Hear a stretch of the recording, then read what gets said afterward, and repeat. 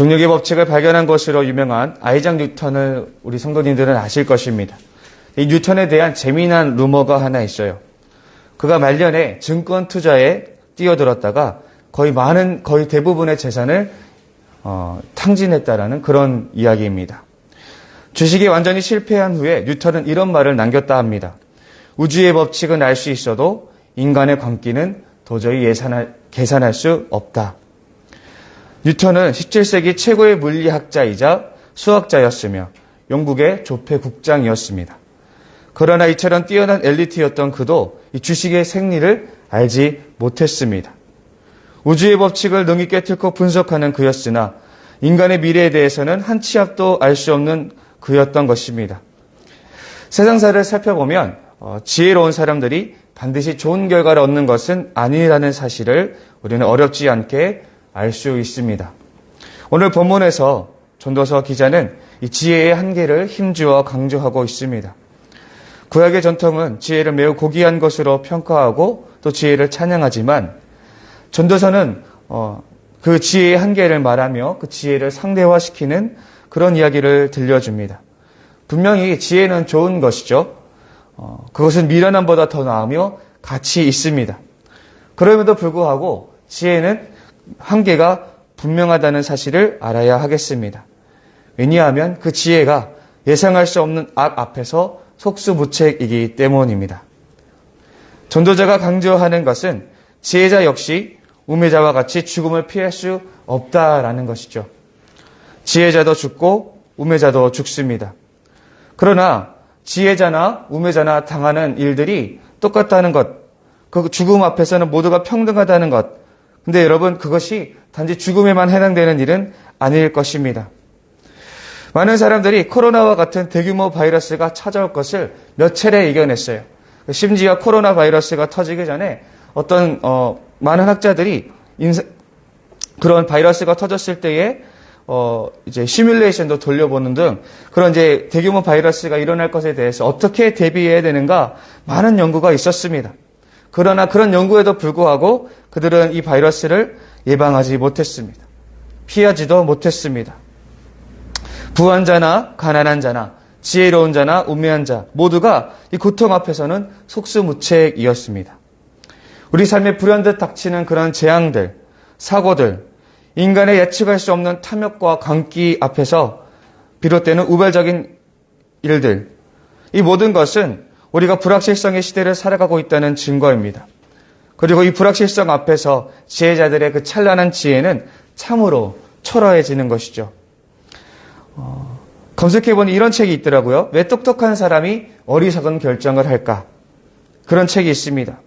이 책의 제목이 실제로 알려주는 것은 똑똑한 사람들이 전국에 가서는 어리석은 결정을 하게 된다라는 것이죠.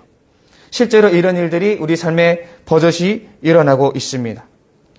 지혜는 좋은 것이고 우리는 분명 지혜롭게 살아야 할 것입니다. 그러나 그 지혜가 반드시 좋은 결과를 가져온다고 아무도 장담할 수가 없는 것이죠. 전도서가 강조하는 이 헤벨이라는 단어, 이것이 헛되다라는 단어를 가지고 의미가 있는데 헤벨은 원래는 안개라는 뜻에서 왔습니다. 이 단어는 모순이라는 뜻도 가지고 있어요. 여러분, 이 세상에 모든 것을 꿰뚫는 창이 있습니다. 그리고 모든 것을 막는 방패가 있습니다. 그러면 이 창과 방패가 만나면 어떻게 될까요?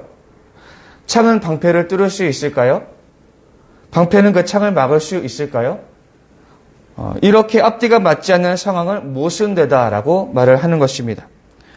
전도서 기자는 지혜가 있으며 지혜롭게 사는 사람이 우매한 자와 다를 바 없이 살아가는 이 모순적인 삶을 오늘 고발하고 있는 것입니다. 우리 성도님들, 우리가 아무리 뛰어나고 우리가 날아다닌다 할지라도 우리는 삶의 불확실성 앞에서 별 수 없는 존재들입니다. 우리의 노력이 또 우리의 재능이 항상 좋은 결과를 가져오지는 않습니다. 의도도 좋았고 방법도 좋았지만 결과가 안 좋을 수 있습니다. 그러나 우리는 그때 절망하지 말아야 합니다. 오히려 진짜 지혜는 우리의 지혜가 명백한 한계가 있다는 것을 인정하는 것입니다. 그래서 전도서 기자는 지혜로운 자의 수고 역시 헛되다는 것을 힘주어 강조하고 있습니다. 21절부터는 기자가 이 지혜자의 수고로움이 얼마나 허탈한지를 또 말해주고 있어요. 그 지혜자가 자신의 가진 능력을 가지고 평생을 공들여온 결과물을 본인이 다 누리지 못한다라는 거예요.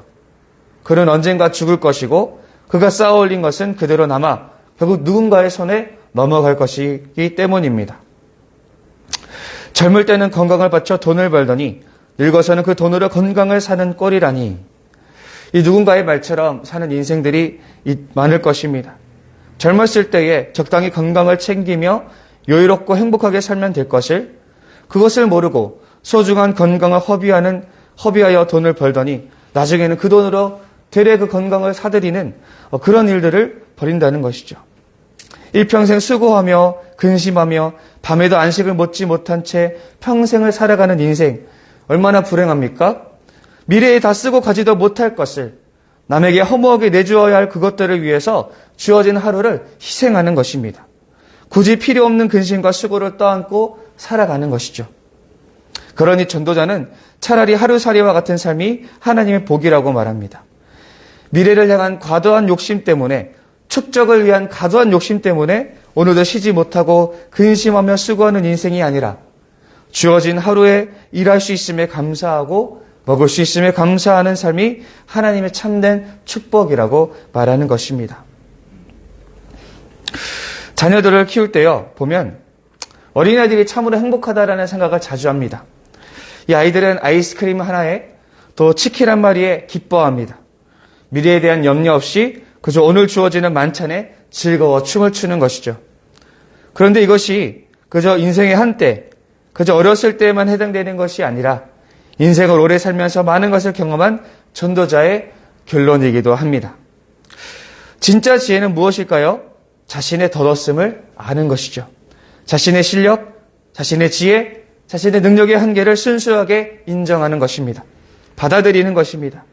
이것을 모르고 자신이 모든 걸 할 수 있다고 여기고 자신의 무한히 긍정할 때에 바로 여기서 우리의 근심은 시작됩니다.